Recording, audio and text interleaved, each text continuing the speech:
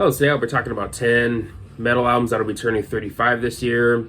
Earlier this year, I did talk about 10 rock/metal albums that'll be turning 20 this year. I believe I also did 25 and 30 also, if I remember correctly. And if you haven't seen those videos, make sure to check out those videos after this video right here. But yeah, these albums will be in no particular order. Again, we'll be focusing mainly on metal this time around. And we'll be starting off with one of the big four of thrash, Anthrax, with their album Persistence of Time. For me, one of the band's best, and maybe the band at their darkest, either this one or the next album, Sound of White Noise. And of course, between those two albums, you also had Attack of the Killer Bees, which is of course a compilation album. But yeah, this would be their final album with Joey until his return with worship music. But yeah, definitely one of the band's best for sure. I mean, you definitely get some of their best songs on here, such as songs like Keep It in the Family and In My World, which is probably a top 10 Anthrax song for me. Really dig that song a lot.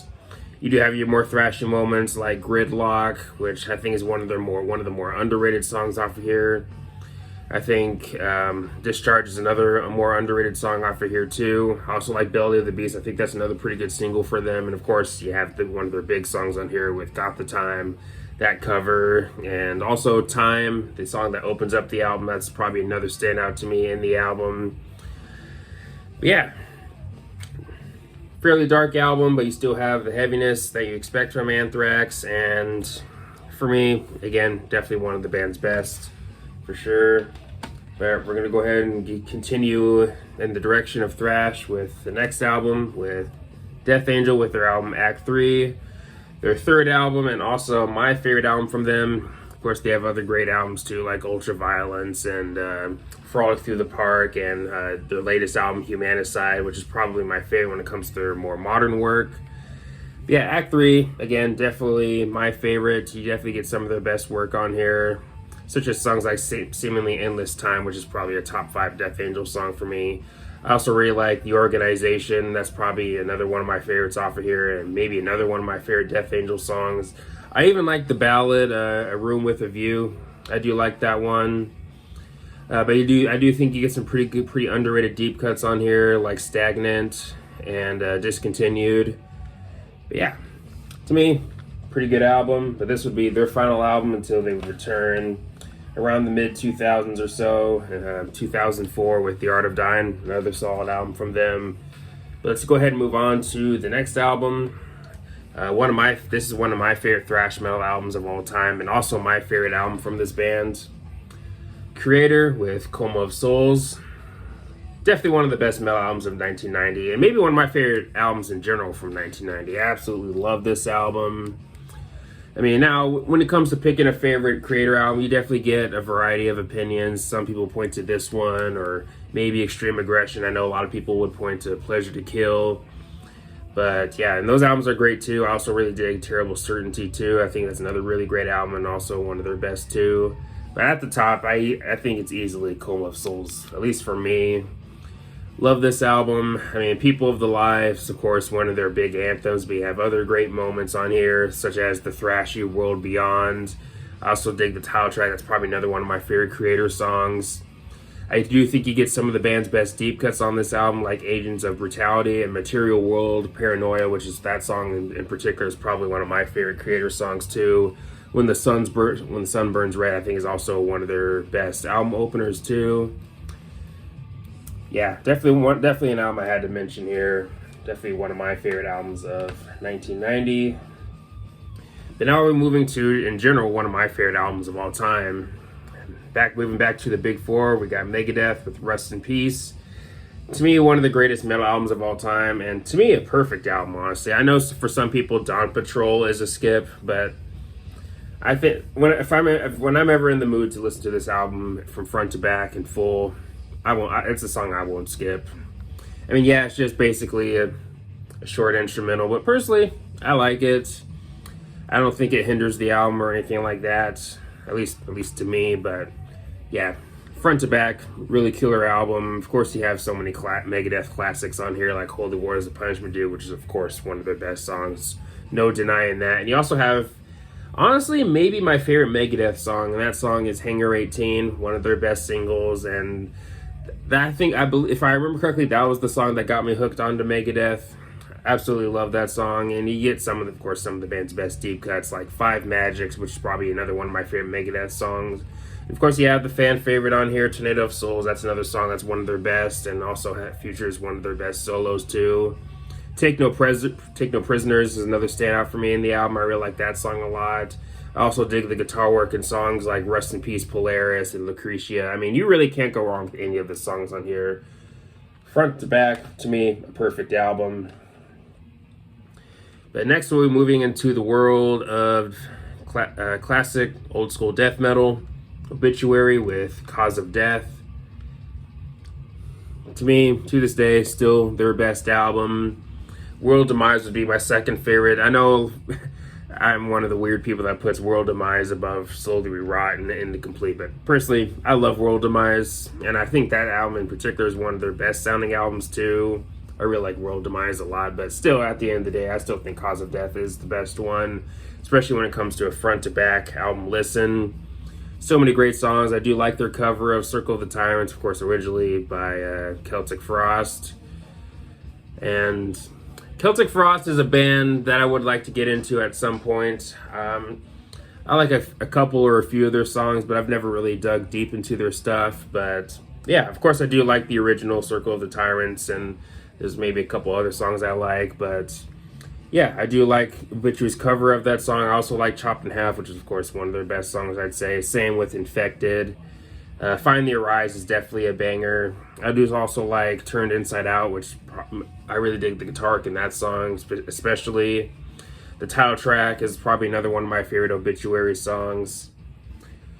Yeah, Cause of Death, really great album. Definitely one of the best metal albums of 1990, at least in my opinion. And now we're moving to a pretty big metal album from the year 1990. Cowboys from Hell, Pantera. You definitely can't talk about metal in 1990 without mentioning this album. This was definitely their breakout album. Of course, before this, they had 4 other albums where they were more glam. Except with power metal, you can definitely start to hear what they would eventually become. You would start hearing hints of that in power metal, I'd say. But still, you do have some glam isms in that album too. But this was the album where they really came into their own and really became the Pantera that we know and love now. And yeah, really great album. I mean, Domination definitely has one of the best breakdowns of all time, and I absolutely love that song. I mean, you just can't go wrong with that last minute or so, but the rest of the song is also great too. You also have Cemetery Gates, which is definitely in competition for maybe being my favorite Pantera song. I think you get some of Phil's best vocals ever in that song. Of course, you also have the title track, Cowboys from Hell, which is also another classic off of here. But I also really dig Psycho Holiday, which, if I remember correctly, was another single off of here. Primal Concrete Sledge, a bit of a shorter track, but I also dig that one too. Heresy, I think, is one of the best deep cuts on the album. Artist Shredding is also pretty good too. I also really dig Shattered. I think that's one of the more underrated songs off of here. Yeah, can't go wrong with this album. Killer Guitar work, of course, from Dimebag Darrell, and also get some really pretty great vocals from Phil in this album, especially in songs like Cemetery Gates and Psycho Holiday and Shattered too. But yeah, really great album. Another album that'll be turning 35 this year is Prong with Beg to Differ. Another major name in the world of groove metal. I really dig this album too. I think you get some of the band's best work on here, such as songs like For Dear Life and Beg to Differ and Lost and Found. You have other great songs on here like Stay Decline and Take It in Hand. Take It in Hand, they pick up the speed a little bit more in that song in particular. I really like, again, definitely another standout for me in the album. Yeah, for me, one of Prong's best. This is probably my second favorite Prong album. And of course, if you haven't heard this album, definitely check it out.